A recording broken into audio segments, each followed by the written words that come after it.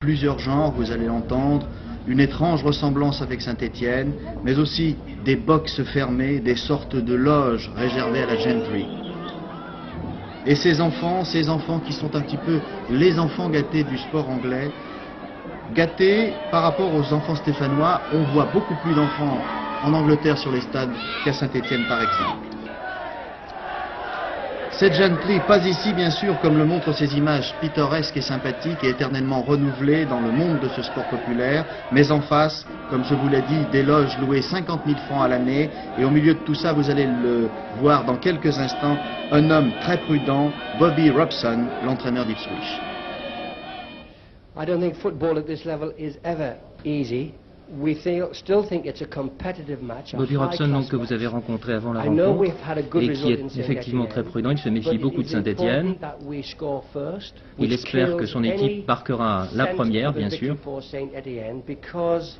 The task of our players tonight is to make sure Saint-Étienne do not play in the semi-final of the UEFA Cup. Le risque de l'équipe serait été bien sûr de ne pas jouer les demi-finales. Mais on sait donc que les Anglais ont battu Saint-Étienne et qu'ils se sont donc qualifiés pour les demi-finales de cette coupe de l'UEFA. Ce sera au grand désespoir de Roger Rocher. Dans cette ambiance pittoresque, un moment de suspense, la participation ou le forfait de Michel Platini qui finalement, après avoir foulé une première fois la pelouse de Portman Road, décidait de jouer à 10 minutes du coup d'envoi.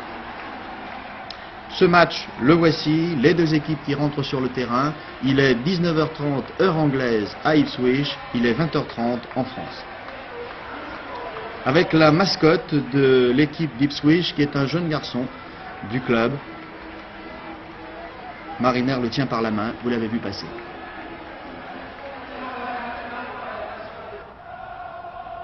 Et dès le coup d'envoi, ce sera une ruée vers les buts de Castaneda qui a fait aujourd'hui une très grande partie. Comme ici, il arrête un tir de Thiessen.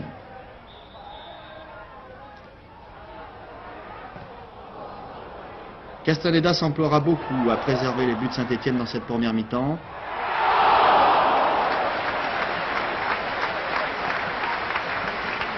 Il avait été quelque peu malheureux à Saint-Étienne il y a 15 jours, il sera ici très heureux. La même action, vous l'avez vue une seconde fois.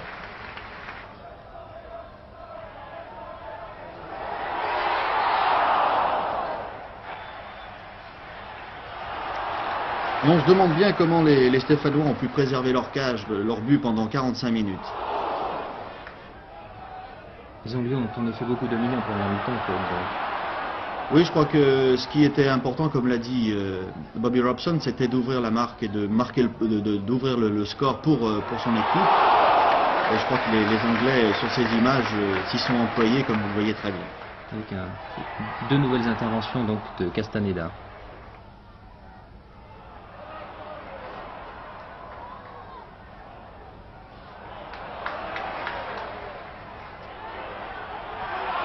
D'ailleurs, sans forcer outre mesure, les Anglais ont imprimé un rythme tout à fait à leur avantage.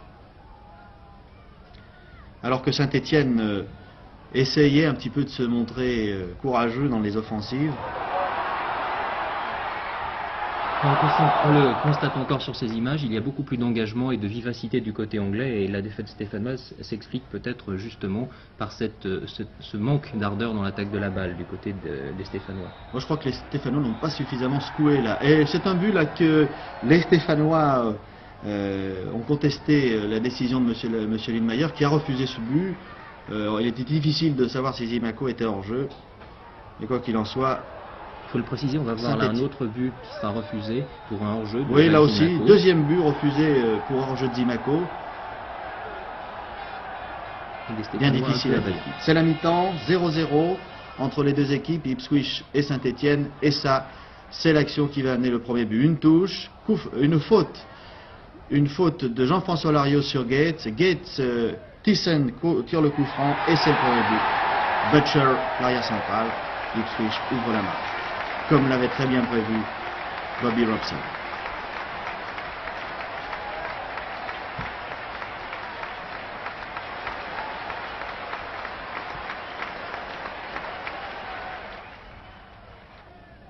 À ce moment-là, Saint-Étienne va avoir un bon quart d'heure de de jeu collectif avec un retour aux automatismes qui leur ont manqué si souvent. Ici, c'est Christian Lopez qui, comme à son habitude, de très loin a inquiété le gardien Cooper.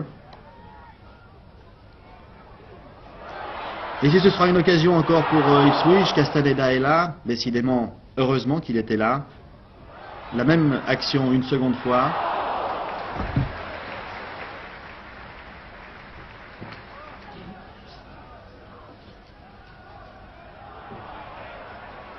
Ici, c'est le remplaçant O'Callaghan qui inquiète Castaneda. Bien seul, O'Callaghan. Et regardez le travail de Johnny Rep. Une première fois, il va mystifier la défense d'Ipswich, et comme c'est passé bien près.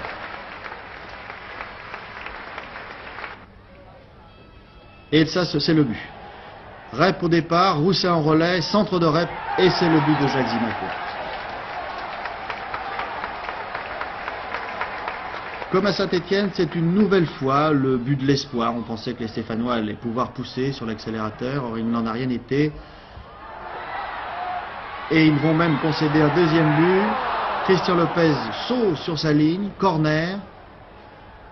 Le bras de Jean-François Larios, le pénalty que siffle M. Lundmayer et qui sera transformé par Ward, le meilleur joueur anglais 1980.